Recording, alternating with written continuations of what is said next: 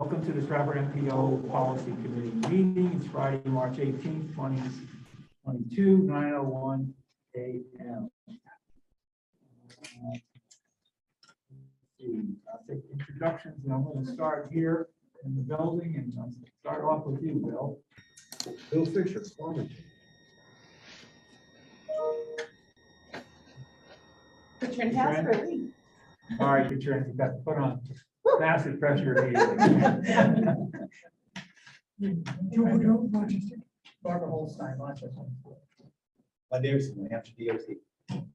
Mark Richardson, Somersworth. Mike Babinski, Somersworth. Michael Williams, Coast. Dave Landry, Dover. Colin Wentz, Stratford Regional Plan. Jen Sis, Stratford Regional Planning. On the phone, we have Herb from Rollinsford.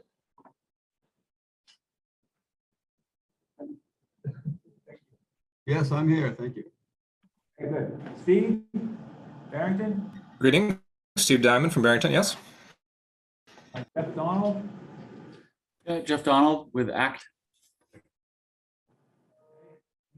we have three people from staff, Rachel, Megan, and Shana, and And now Jackson. Jackson, Tim White from DES. and Tim White from DES. Good morning, Tim White, New Hampshire Department of Environmental Services. Part of the meeting that evolves a little bit over the first few minutes. Okay, so I think we've got everybody. And staff communications. Wait 1 second, please. Because we have, I think we have a sufficient form here. We don't have the issues we've had in the past. I don't need to read this statement. No, I'm just making sure before I get out of order. Okay. Okay, staff communications. The one that I can think of, Elena Rogers has resigned her position for various reasons, and we'll miss her and all the good work she did.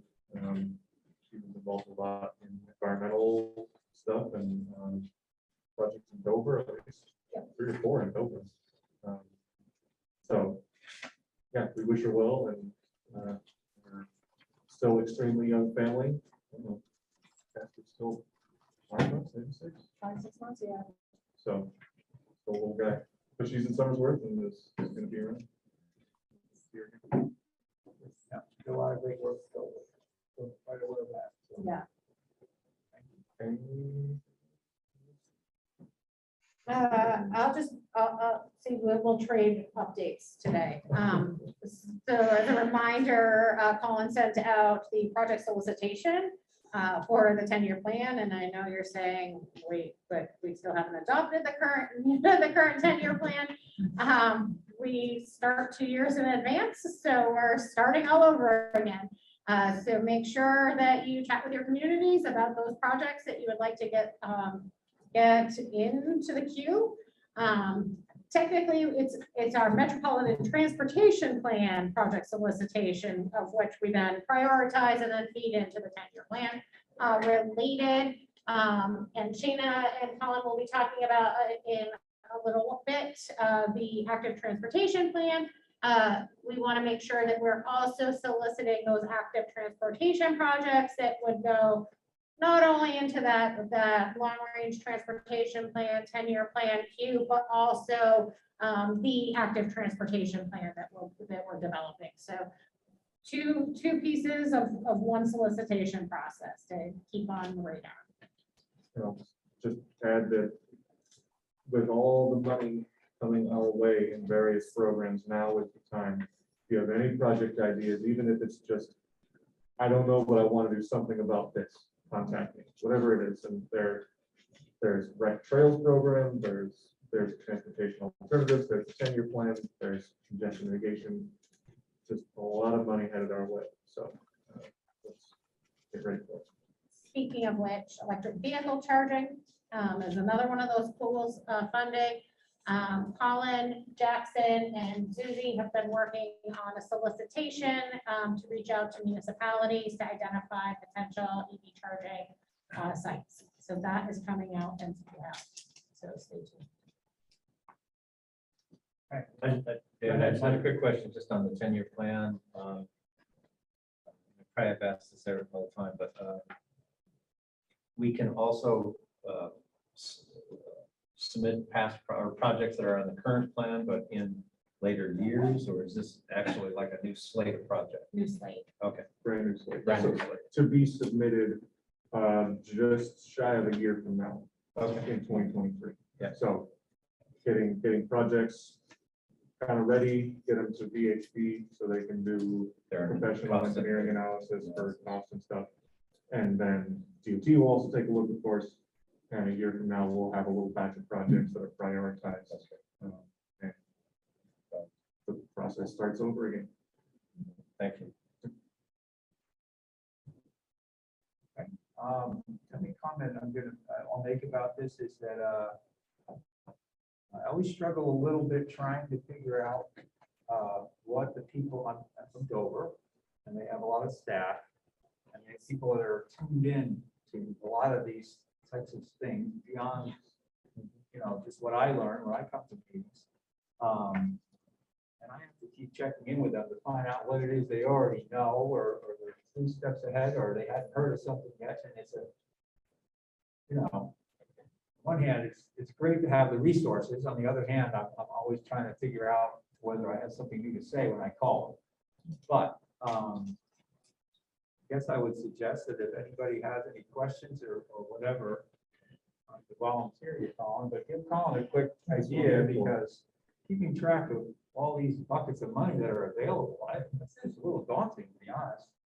And then, because SRPC is actually involved with specific things on some of those projects already in some of the towns, it's not always easy to keep straight on what are the projects my town already knows about, and there's already people assigned doing it, versus, oh no, did I ever say anything about that particular one? And I struggle with that, to be honest with you. So don't be afraid to touch base for some clarification and time frames like deadlines, things like that. You don't want to find out and miss the whole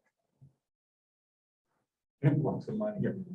And I've been trying to set up as many meetings as I can with people. I've got a few in line. I've been chatting with Katrina and Lee, and I'm gonna go hang out with Herb and the Rollinsford Select Board and so forth. So now is the time if you want me to come to speak to other people besides yourself.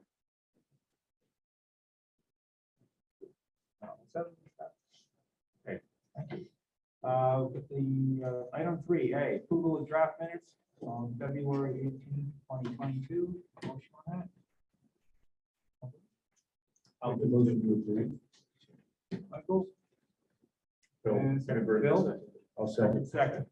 I need a voice vote on this. Bill? Yes. Tom? Yes. Barb? Yes. Mike? Davidson? Yes. Bill, Dave Landry? Joe Boudreau? Abstain. Mark? Abstain. Glenn? Yes. Michael Williams? Yes. Trin? Yes. Tim? Mike? Yes. Herb? Yes. Steve? Diamond? Yes. Yeah. Doesn't vote. That's all. Oh, okay. Is there anybody who's joined since no, okay. All right. So any changes, adjustments, anything? Anybody see anything?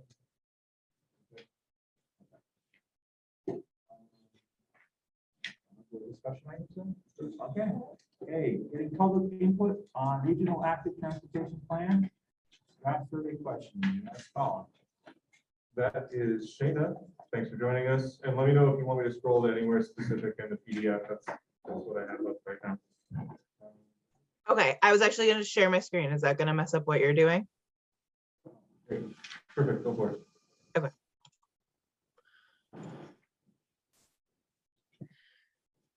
So Colin and I are beginning to work on our active transportation plan.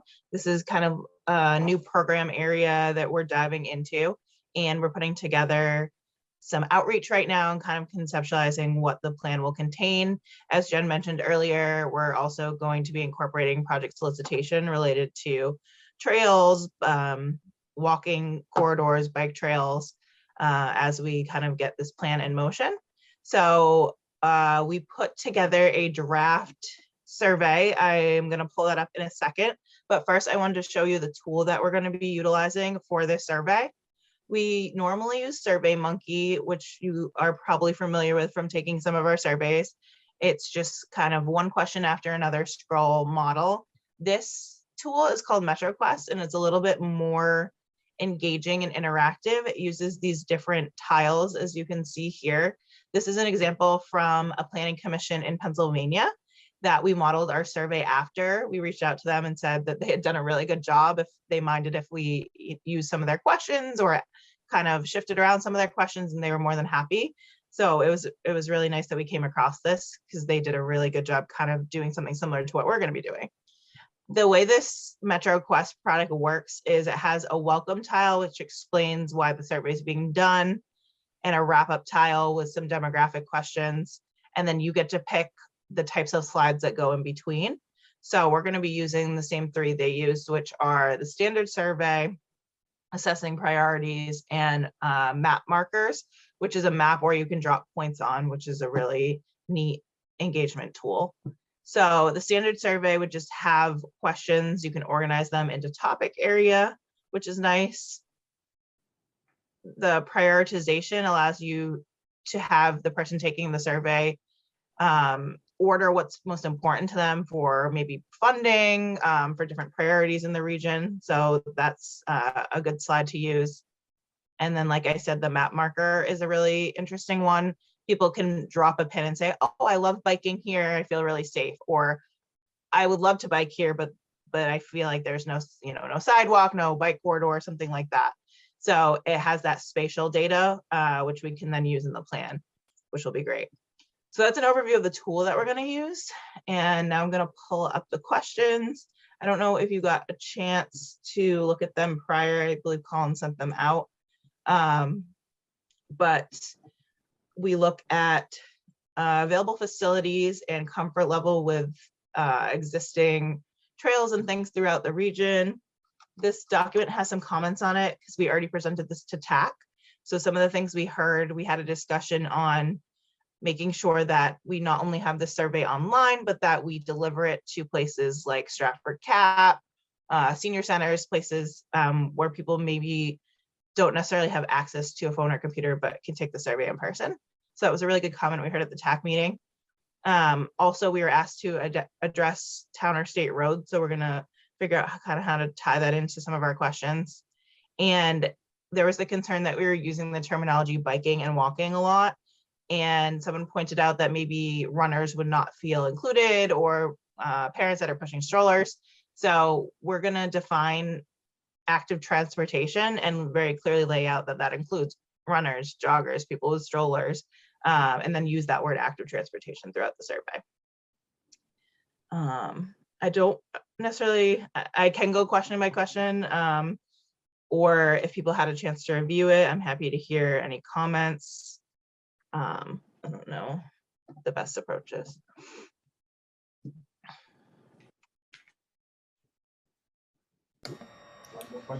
I have a couple of comments. Okay, go ahead, Joe. So, Sean, when you showed the tiles, Yes. some of these questions, I mean, what are the three most important? You're going to rank those?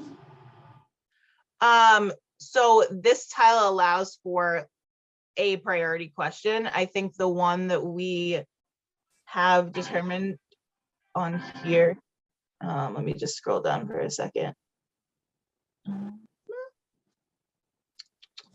Pick the three that are important to you. But at least as I see it, it doesn't say pick three and rank them. So it allows you to move each of the individual things around. So you do in fact rank them. Yeah, are you able to demonstrate that? Yeah, so Okay. you can rank those and prioritize, and we get the data after. Okay. So everyone will do it individually, and we'll get to see, 50% of people Yeah. put this at the top or something like that, whatever. it is. The only other comment Yeah. I have, and I apologize. Colin, No, you're is, fine. On some of your questions, you have safe, and then you have sage. Oh, So really? it should be safe. Oops. Oh, typos. Oh, that's probably just a typo. Thank you. I'll do a spell check for that. Somebody copied and pasted, so it's all the way through. We'll Okay. get those kinds of questions. Yep. That's it for me. Thank you. That's a slick interface. Cool.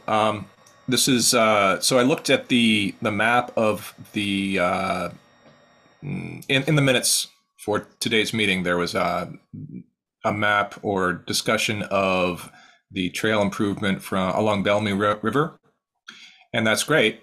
I'm psyched to see that existing. One priority, those competing priorities. One of them is how direct the route is, and I appreciate the scenic and recreational value of following the river, but rivers also tend to be a bit convoluted. So personally, I would have preferred that the route have been slightly more direct, even if it doesn't follow the river every foot of it. That's just one comment on what I prioritize personally related to this. Are you talking about, is this the extension to the Dover Community Trail? Okay. I know that that's also the disc golf course, so that kind of complicates things in the route that has to go. But yeah, I actually haven't seen that in the packet. I didn't look too closely at the packet, so. It might have Colin. been. But Steve, is that kind of a general comment for projects overall? Emphasizing, you know, a straight line between 2 points as much as possible rather than super wiggly and scenic? Yeah, I mean, a straight line is both more efficient for transportation and safer for sight lines. Fair enough. Yeah, that's a good comment. Thank you.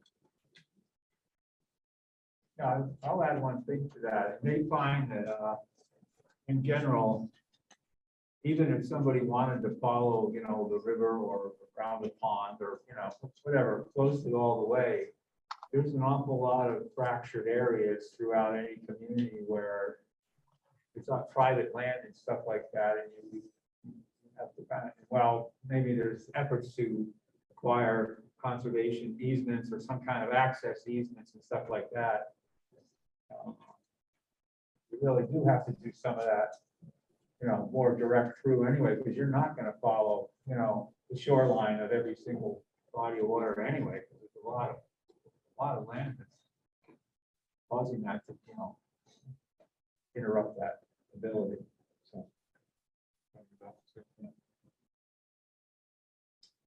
Anybody else have any other specific questions people want to ask about? Mike, go ahead. More, a little bit along the lines of the edits. It's on page 3, questions 8 and 9. For instance, on 8, it says on average, how many days per month you ride? And then it says, I don't walk. Number 9 says, I don't walk in my community. So probably just a little editor or editing, I think, of that, Shannon. Thank you, Mike. And then, let's see, under driver behaviors, question 11, it's on page 4. Maybe just driver behaviors include distracted driving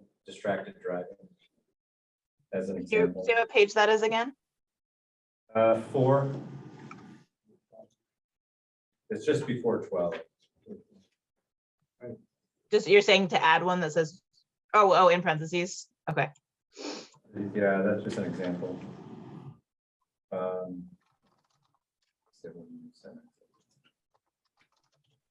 On question 13, the barriers, everybody might not know what that is, and that's fine, because I think you're not giving them choices, right? Yeah.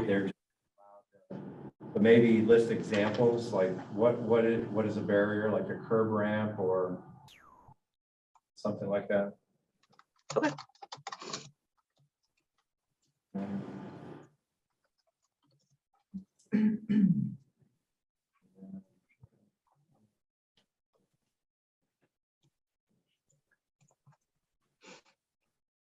I had something on 16, but I'll get, I think I can get back to you on that.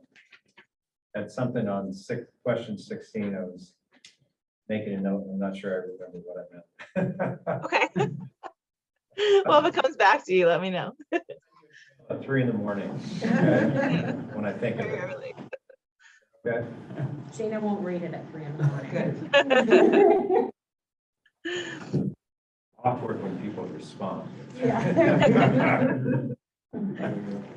What was that? Thank you. Thank you, Mike. Yeah, buddy there. Remotely that has anything further, I don't always see everybody, because some of you have no pictures to wave and. If anything comes up, just feel free to email Colin or I. We're happy to include any additional comments. We all sat here in the room. I'll just make one final note that we will be sending out a more formal letter across the region, reminding people that we have counting equipment that can do bicycles and pedestrians, and we want to use that for projects that are in development. So best case would be, a trail you want to expand and you want to get an idea of how many people are using that as part of an application is one example. We're going to put them in a few places to get, I suggested getting a little bit more data on the Little Bay bridges. They have the temporary bike ped crossing now, and the General Sullivan Bridge replacement is due for construction in 2024. So kind of get a before and after, just kind of out of interest for analysis, things like that. But we want to prioritize community projects using that equipment. Reach out to me and look for that letter in the future. That sounds like a great idea, Colin, and not just from interest. You'd like to think that you'd be able to show the before and the after, if somebody after the fact wants to know whether the project is a success and why, and you don't want to just be completely anecdotal if you actually have some data. So.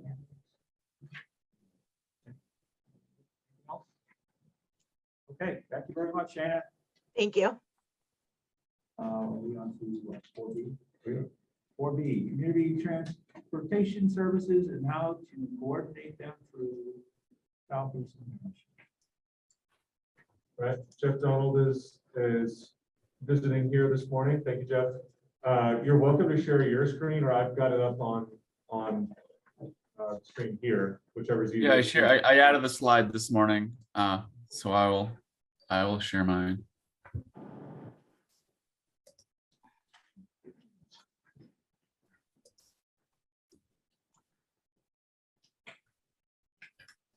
Okay, so I am Jeff Donald, the Regional Mobility Manager with the Alliance for Community Transportation and Triplink.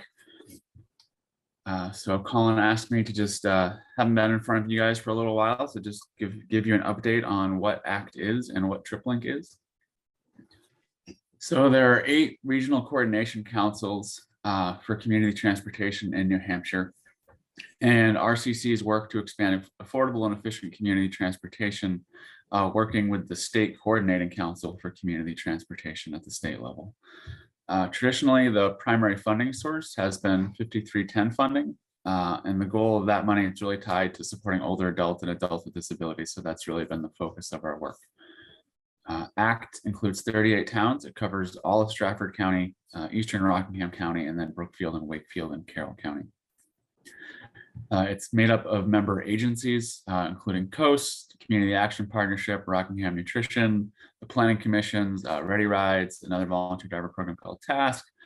And then we have one citizen member to sort of help, give that viewpoint as well. And Coast operates as the lead agency for ACT. So I'm a Coast employee, but really the work I do is all on behalf of this council of agencies. As I mentioned, the primary funding source for this work has always been FTA Section 5310 funds. Those funds require local match. Technically, it's just non-DOT funding, but typically that means state funding in some states, or county funding, municipal funding, going out for philanthropic grants, that sort of thing. Starting this year, New Hampshire Department of Transportation has also flexed some additional funding as a surface transportation block grant to provide additional support, which has been really great. And that they've actually even managed to have the match provided by toll credits, which has been really useful. It means all the different RCCs aren't having to find new funding sources in order to access these funds, which is great. And additionally, 5 of the RCCs that are considered rural are getting additional funding from the CDC to work on some other projects that's been tied into this, which has been a big statewide effort that's going on right now, is to make sure every region has a mobility manager, similar to my role, and then that we're all sort of working together and sort of pushing in the same direction. One of the long-term goals for all the RCCs has been to use fundraising to expand and stabilize funding. So what that means is, as I mentioned earlier, it has to have your local match. And typically that's just been, you get your FTA money over here, and then you go get your city or your county money over here. And that's sort of what you have to work with. What we're all hoping to make happen is using other forms of federal money as the match. So one thing that we are doing now is using Title 3B money as match. So Community Action Partnership and Rockingham Nutrition, instead of just using philanthropic dollars to match their money, we're actually using the 5310 plus the Title 3B money, and that's what they're using to fund their transportation programs.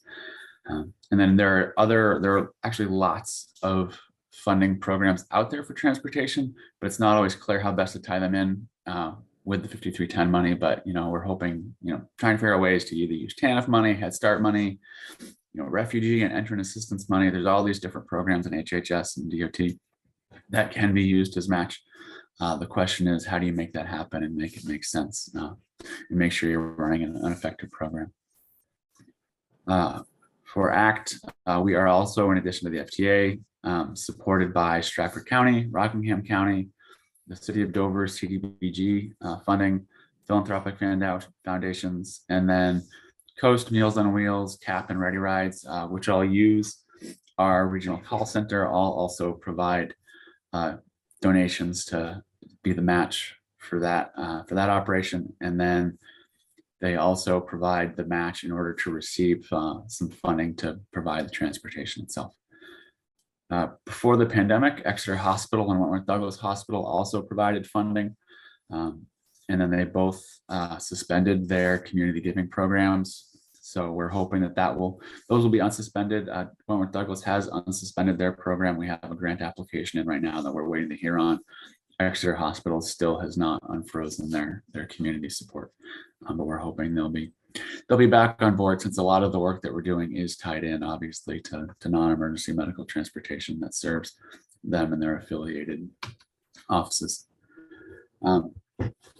So broadly speaking, what is ACT? Broadly and specifically, what have we done? What are we supposed to be doing? The basic idea is, how do we find ways to help agencies be more efficient? And that doesn't mean showing up at an agency and saying, here's what you do like a consultant. It means, how do we get them to work together and say, okay, what project can we do together that's going to be better for both of us and help us save more money, hopefully help us save more people. So that's always what we're trying to accomplish. And just sort of pushing and saying, okay, what should we look at next? Where can we work together next? So what we've done in our region, first, we launched a community transportation directory, which every region is required to do. We sort of went to the next step and made a nice online directory so that it's easily searchable, a little bit more user friendly than just creating a PDF and putting it online. We've recently updated that so that now it's really, really easy to use. We helped launch Ready Rides, which is a volunteer driver program serving 9 towns. A few of those are in Stratford County and a few are in Rockingham County.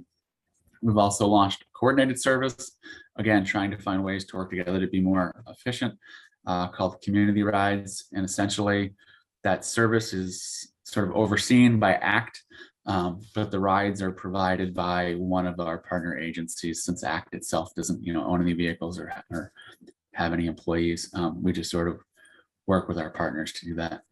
And then we have Triplink, which I'll get into more detail on, which is our coordinated call center, and then our new common application. We also do travel training.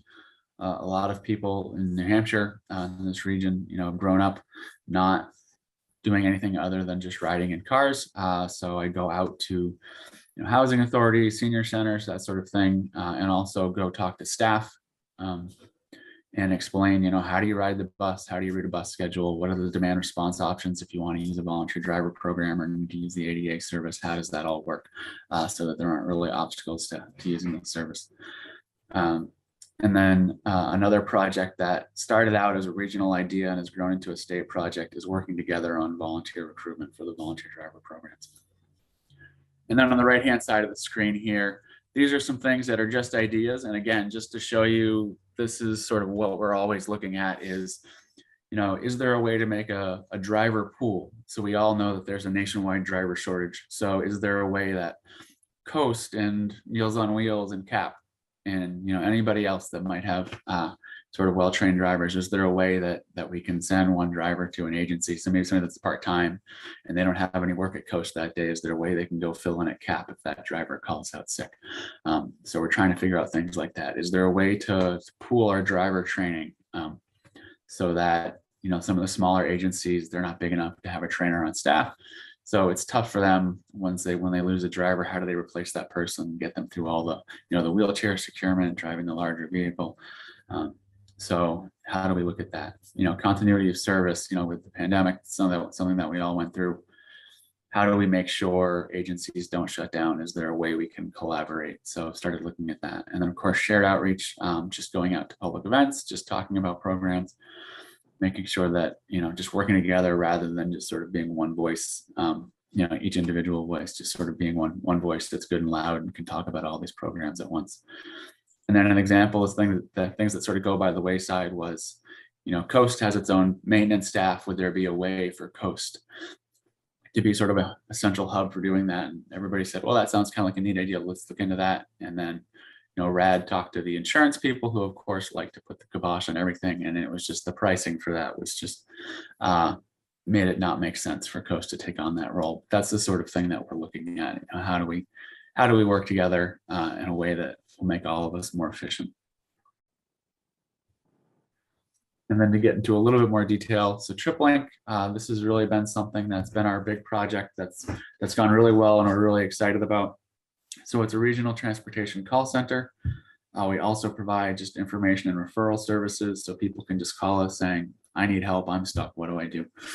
And it has essentially become a centralized access point for most of the region's publicly available nonprofit transportation services. So that means things like Coast ADA, Portsmouth Senior Transportation, Community Rides, Stratford CAP, and we do booking.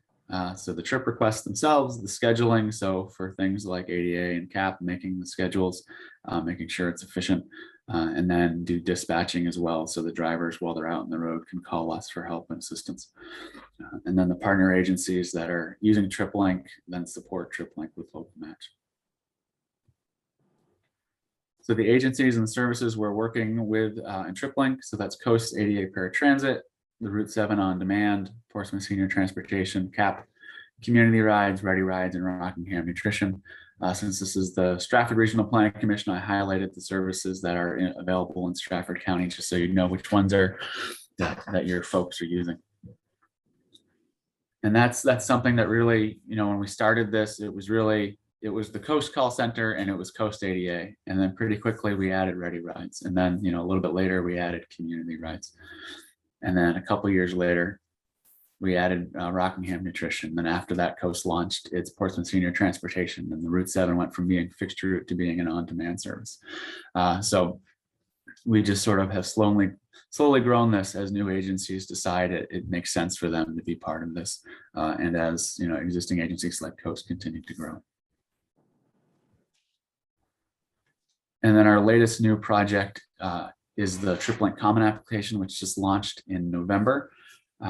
So all of the agencies listed on the previous slide, as well as TASK, which is a volunteer driver program in the Exeter Hampton area, are all participating, where users or social service staff or welfare staff at hospitals, whoever really can go online, go to our website, and just in a very easy process, just go through and apply for any service that someone might be eligible for. So there is a lot of overlap here where you have things like community action partnership, which it's just shopping, and then community rides, which just does medical. So they're serving the same region, but they're doing different things. And so it makes sense for people to sign up for both of those services. One service isn't going to do everything for people.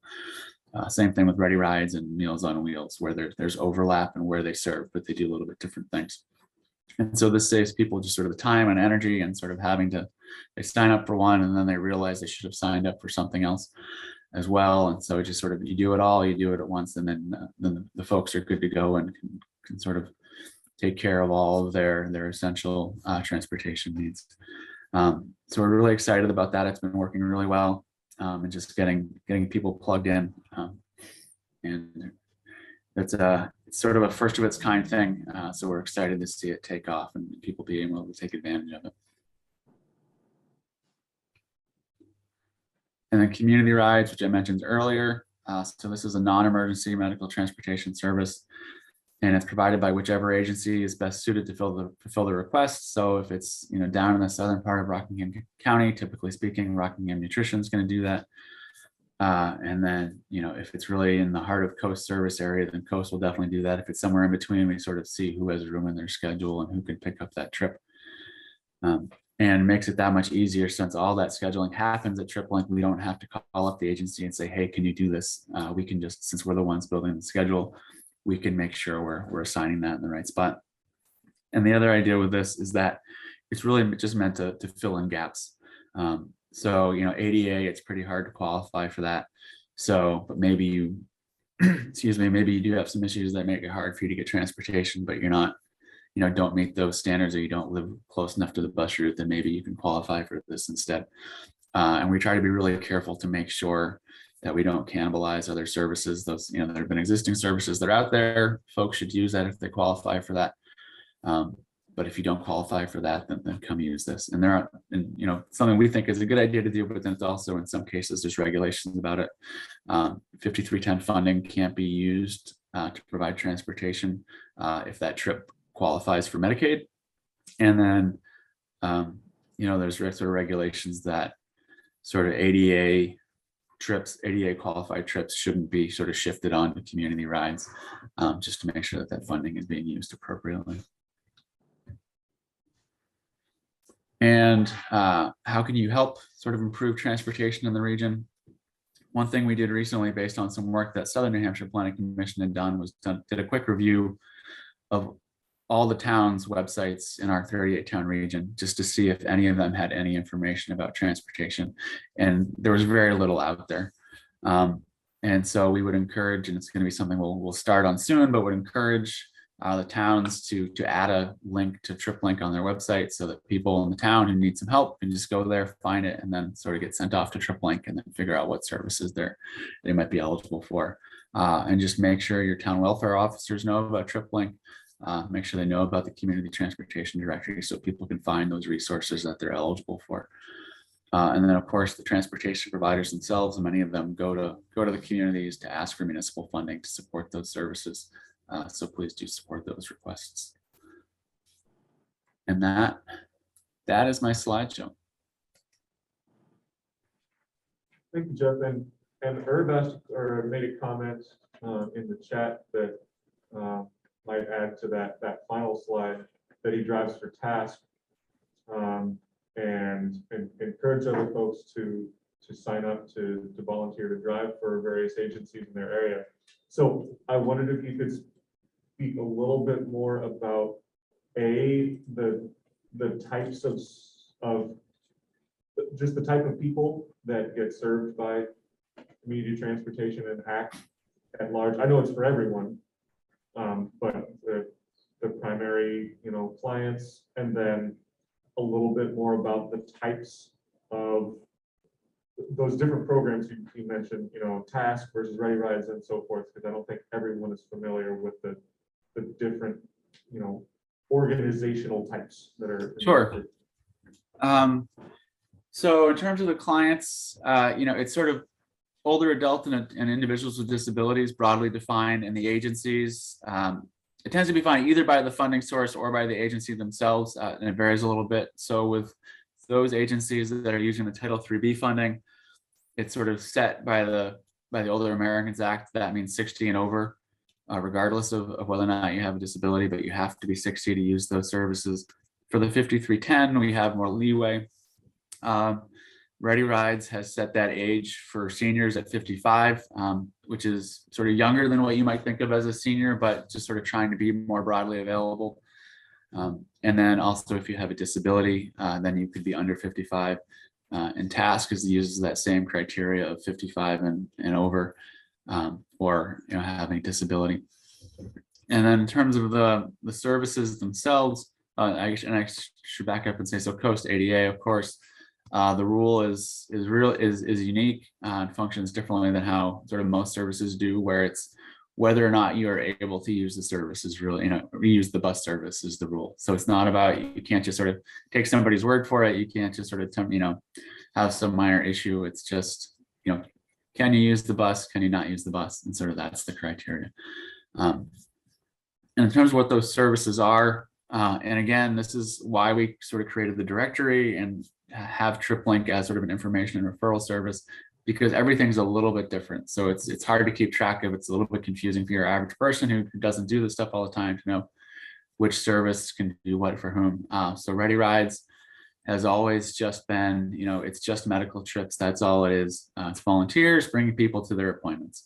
And, there's with limited volunteers, limited funding, it just sort of made sense. Okay, we're going to be pretty strict. Same thing with community rides, where we just have a small pool of money and we're just trying to be a backstop. So we really just keep it limited to medical appointments. Task, they started out doing mostly medical. And I think over the years they've expanded, that to, sort of say essential services and whatever they can find a volunteer willing to do, so that they can, help with some grocery shopping, help with some errands, and not be quite so strict, because all those other things are important and are a part of living your life and living in a community. So they've been able to be a little broader, which I think is great. Stratford Caps Senior Shuttle is really just grocery shopping. That's it. It's really efficient and works really well, but it's pretty limited. So it's, essentially going around to a lot of those senior housing facilities and then going to individuals' homes, picking them all up, bring them all to the grocery store, then go get another group of people, then bring everybody back, and just sort of doing loops like that all day. So making sure people can get their grocery shopping done and continue to feed themselves. Coast ADA, one of the great things about the ADA program is you can do whatever you want. It's the bus, it just happens to not be in a bus. So just like you want to ride the bus driver is not going to ask what kind of trip you're going on. They're just going to drive the bus. The ADA is the same way. You just, as long as you qualify, as long as where you want to go is within the 3/4 of a mile from a bus stop service area, you're good to just call us up and say, hey, take me there, and pay your fare and you go on your ride. You don't have to justify it. You can just do whatever you want. Portsmouth Senior Transportation, that's a service where it's a little more complicated. If the medical trip, they'll do it for free for you. If it's another kind of errand, then it might be $2. If it's another kind of errand or visit, then it might be $3. But again, it's geared towards making sure seniors can get to their essential services and then also, participate in civil life. And that's specific to residents of Portsmouth, correct? And that, the Portsmouth, that is for residents in Portsmouth. Jeff, I was just wondering, so I just reviewed my car insurance policy, and in a reaction, I guess, to the informal taxi services of Lyft and Uber, at least in my case, they're very specifically excluding coverage for any kind of ride-sharing service. Is there coverage for volunteers for car insurance? You don't need it. It's just you're required to, as a driver, as somebody with insurance, you're allowed to be a volunteer driver. And there's a RSA in New Hampshire that your car insurance provider can't raise your rate because you're a volunteer driver either. For most of the volunteer driver programs, your personal insurance is going to be sort of the first line of, if something happens, your insurance will have to pay out. But usually the volunteer driver programs also own some additional insurance that will help cover you. So it's not like all on you, but your insurance sort of is in the mix there as well. But you're definitely allowed to be a volunteer driver in New Hampshire. So Jeff, what's your volume? what's the annual or monthly or whatever volume that you're doing? So, I can show you, rather than, I don't have that number off the top of my head, but I've got some great dashboard that I can share real quick. And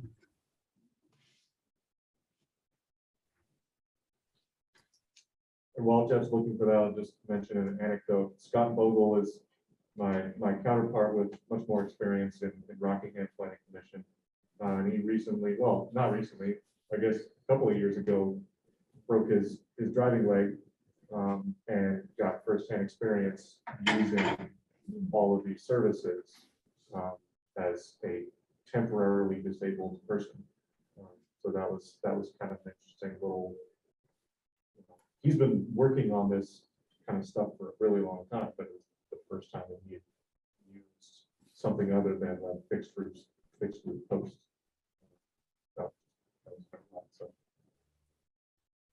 So you can see here, this sort of breaks it down by service, or by agency, depending on the chart. But you can see ADA doing, previously it had been up in the sort of 1,200 area. More typically now it's 800, 700 trips a month, and then Meals on Wheels in here. Portsmouth Senior Transportation here, and then the Ready Rides, CAP, community rides down here. And here we have just sort of everything trips booked in Triplink, which doesn't mean that the trip happened. It just means it got booked, just sort of as a sense of the volume of calls that Triplink is managing.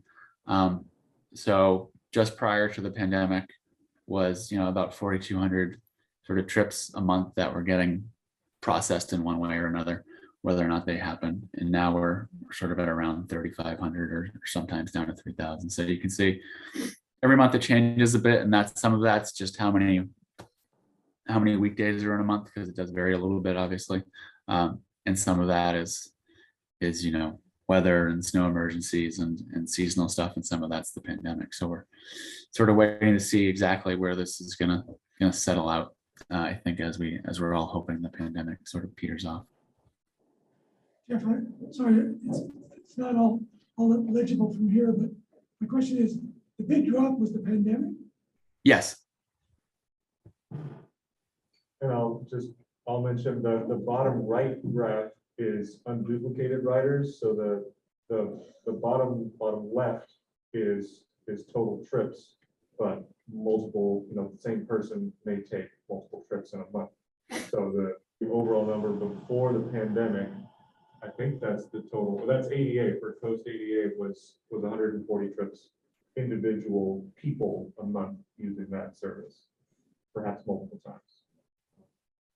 So people use multiple services multiple times a month, depending on what their needs are, perhaps.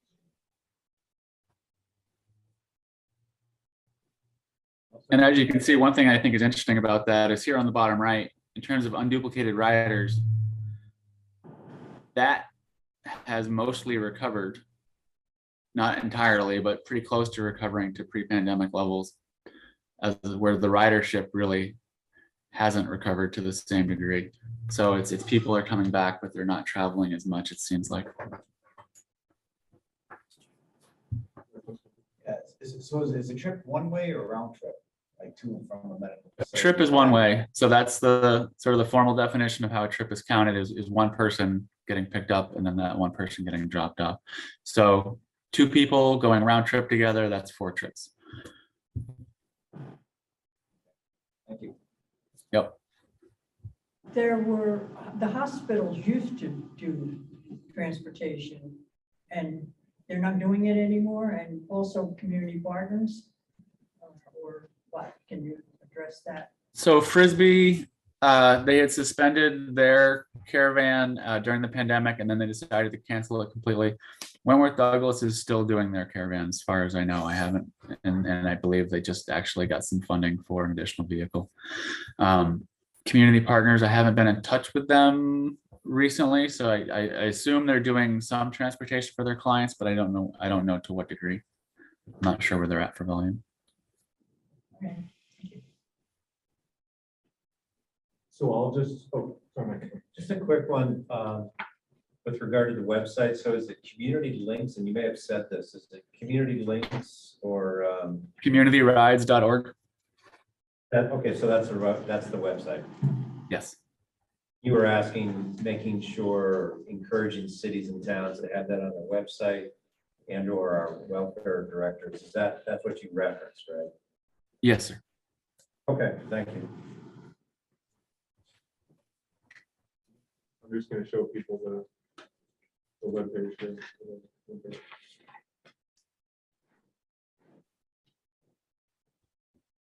While I'm bringing this up, I'll just mention this was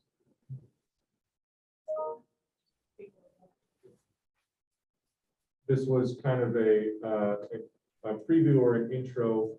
I'm going to be working with Jeff and Scott to update what is more commonly called the coordinated transportation plan for the region. It has a long, kind of irritating name in my opinion, but it is a regional plan for all of these services that Jeff is talking about. As he mentioned, there is always a goal or an objective to reach to improve the coordination of all these services, because different people have different eligibilities, different services can serve different people. There's a patchwork on serve gaps in service, but overlap. So we're working on that plan. We've already started. We're going to be reaching out to welfare directors in communities, as well as other individuals and staff.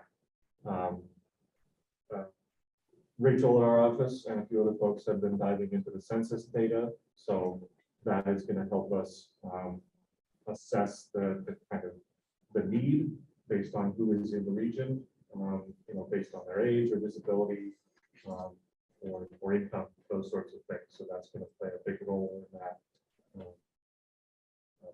But look for more on that. Drafts will be coming out. Present the census information pretty soon. I think that's it. Jeff, anything else you wanted to mention about?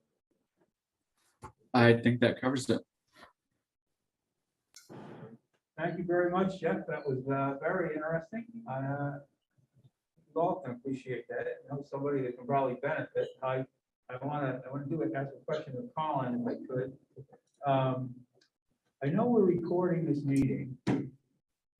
What my question is if somebody wanted to have the benefit of seeing Jeff's presentation, meaning seeing Jeff talking, and as well as the slides Jeff was sharing at the same time, and they wanted to do that, and they also want to go out to this website that Mike Levinsky was asking about.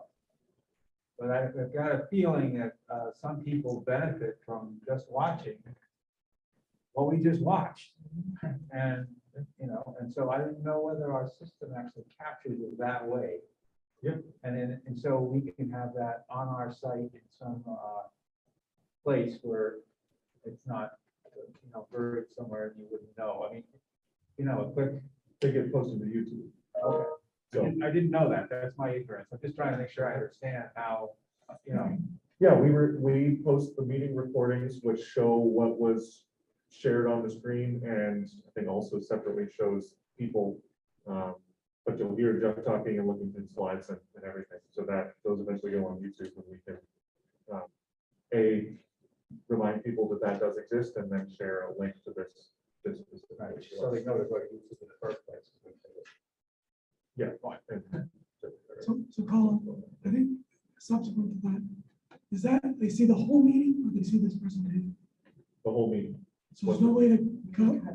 but it gets cut. Oh, Yeah, yeah. Jana, Shana timestamps it. So you have essentially the agenda printed in the YouTube comments, and it tells you what time each item starts within the recording. Are you able to take that recording, the piece? Are you trying to say, can I take this one chunk and then can I put it on a different thing and show it to people in a different way?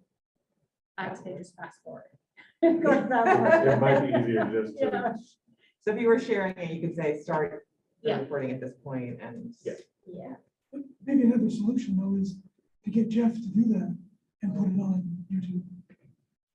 That could go through us, right? Yeah, so. So just do a presentation, put it through us, but it's a link directly to the presentation. Right, so we do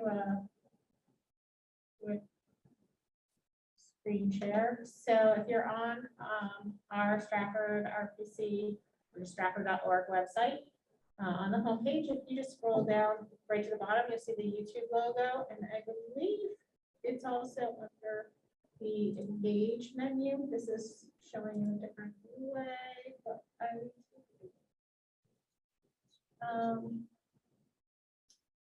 social media as well here. And like in social media, you'll see, like, this is the last TAP meeting there. Last month's policy meeting is there. Those are the YouTube ones. You can filter by just YouTube. And all of them are right there under the Engage menu on our website, where you can go directly to YouTube and go to our YouTube channel. So, Jen, before you leave that, so when somebody, are you gonna click on that right now? Yeah. Show something? Okay.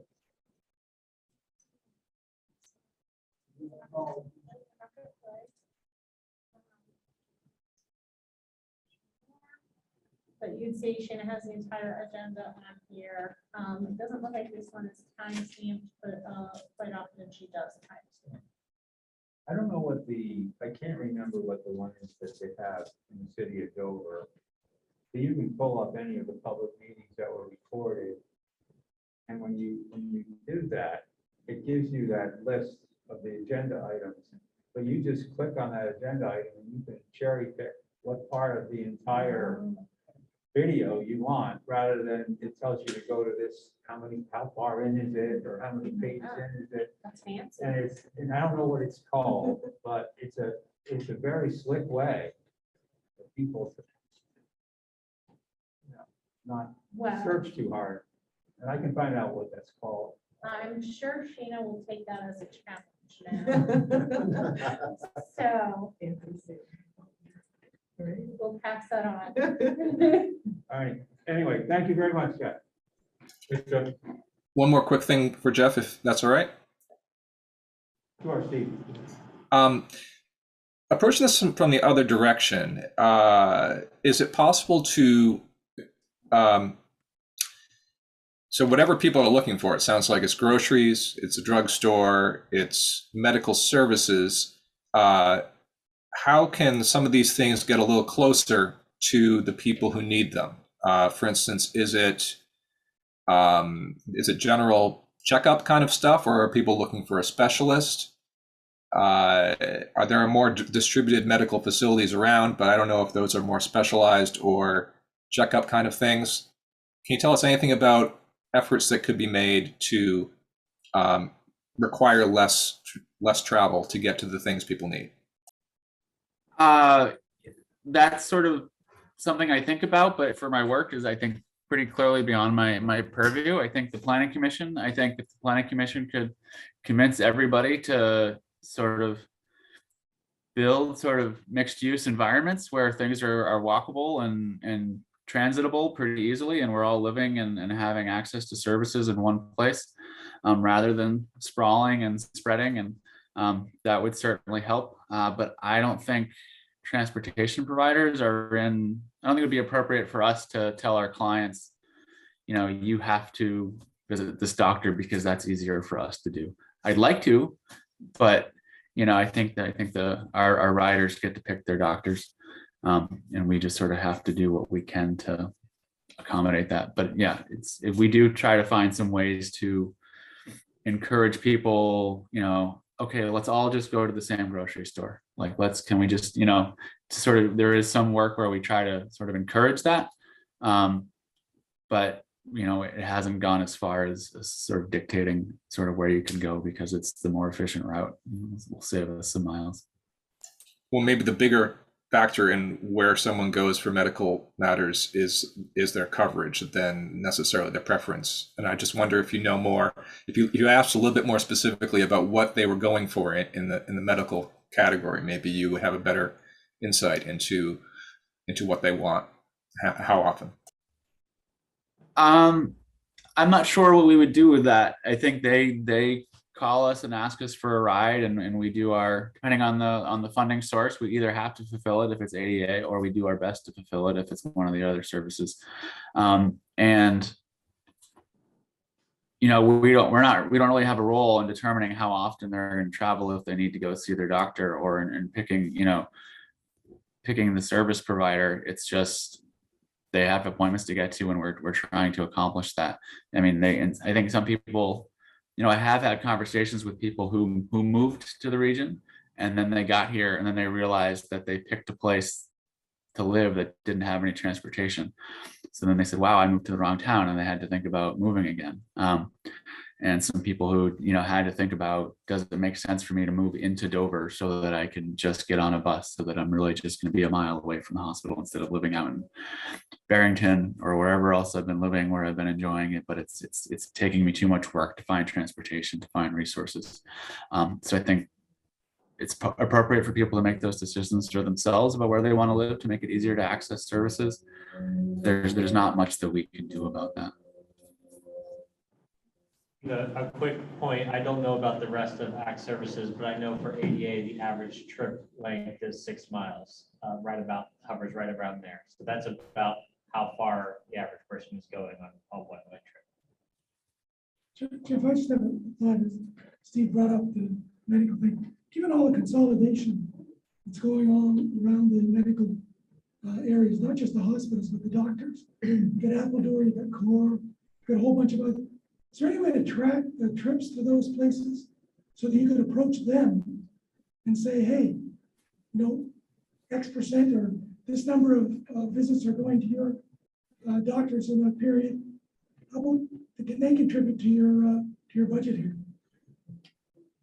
So that's, as I mentioned, we did previously get funding from Exeter Hospital and Wentworth Douglas Hospital. We have not gone as far, and we know we do have that information. We know where all of our trips happen because they're demand response trips. We know exactly where and when and how often. We haven't been able to get in as far as we would like with some of the, Fresenius is a huge destination for us.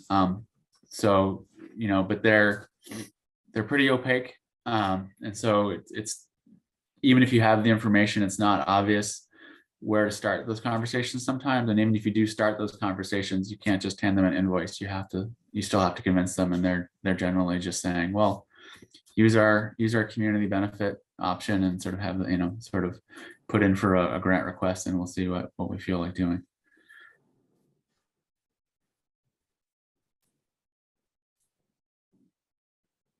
Anybody else remotely that has any questions for Jeff before we let him go? Anybody else here? You all set? You set? Okay, again, thank you very much, Jeff.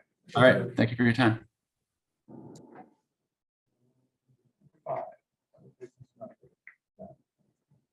I just have a couple of things.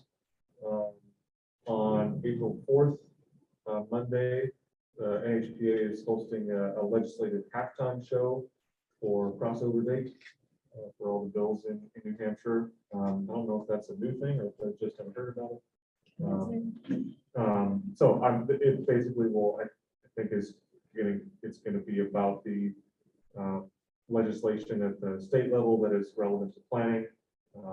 Kind of get some takes on that, and then we'll see where bills go as they cross over. Not a whole lot has changed since the last time we talked about those. 10-year plan is still in good shape. A lot of the smaller bills were voted to legislate, and then we'll hear more on that.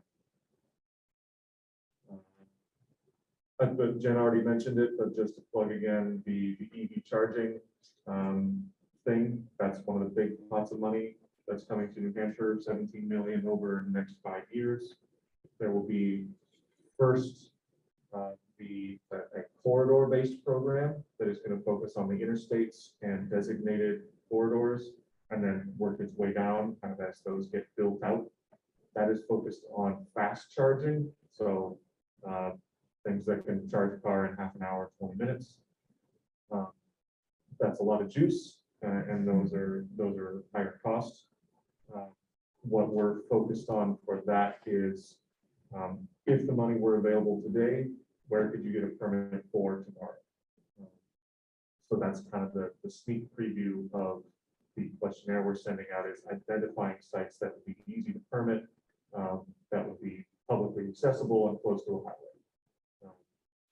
There will be discretionary programs. One is just called community charging. So I think that will be more focused on smaller downtowns away from the highway. That speaks a bit more to what's called destination charging sometimes, where a B&B doesn't need a DC fast charger that can charge a Tesla in 20 minutes. They want someone to roll up, spend the night, plug their car in, have breakfast, and it's ready to go in the morning. It doesn't need that huge boost of electricity. So a lot more information coming out. Feel free to attend the TAC meeting in April. Jessica Wilcox will be here from DPS to speak more to that. The first step is the state is developing a plan for all of the EV funding. That's due by August 1st. And then the feds are slated to have reviewed those plans and approved them a month or 2 months after that.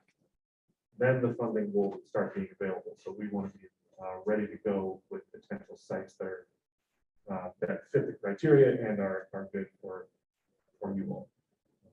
So, yeah. So Colin, if I'm driving at 16, if I get off exit 13, there's a Shell station there. Yep. Is that going to be a competitor for these funds? Are they going to be able to get these funds?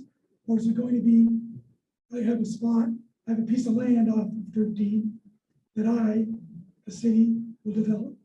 So do we have a competitor there called Shell, Irving, for these funds? That's a good question. I don't know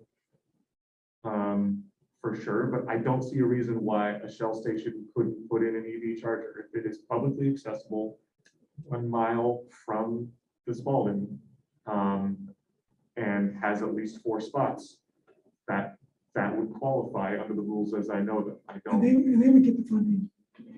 That's my question. They would then get that funding? They would get the funding to build that infrastructure. Yes, I don't think that private entities are cut out from this.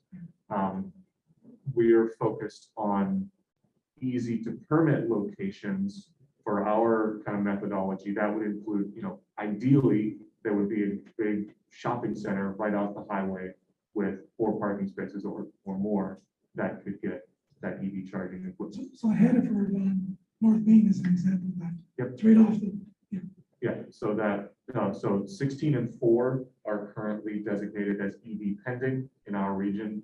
Meaning they just haven't hit that threshold for fast charging a mile from the corridor. So we're trying to get them to EV ready, which is the kind of the gist, which is again at least 4 DC fast chargers, 1 mile from the highway. That's a driving mile. That's not as the crow flies. It's if you get off the highway and you have to wiggle around for 1.5 miles, you may not get. And that's kind of the general the gist. So those corridors will be prioritized first, and then other ones like 125 or 202 could be prioritized after that. So more to come on that. A lot of money for that and a lot of benefit. Some communities are just already going for it. Rochester got a variance. They passed a variance for a DC fast charging, kind of like a gas station experience across from the Granite Ridge commercial area on Route 11. So that's a private developer, no exact timeline, but maybe sometime this year for that being put in. Yeah. So it'll be a mix.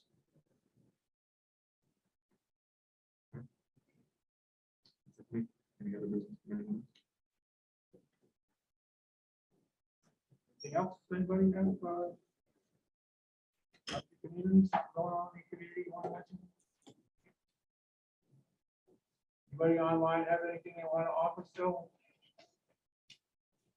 Okay. I don't think we have, citizens forums next. I don't think anybody's on. We don't. Aware of. Okay, and I'll take a motion to adjourn then.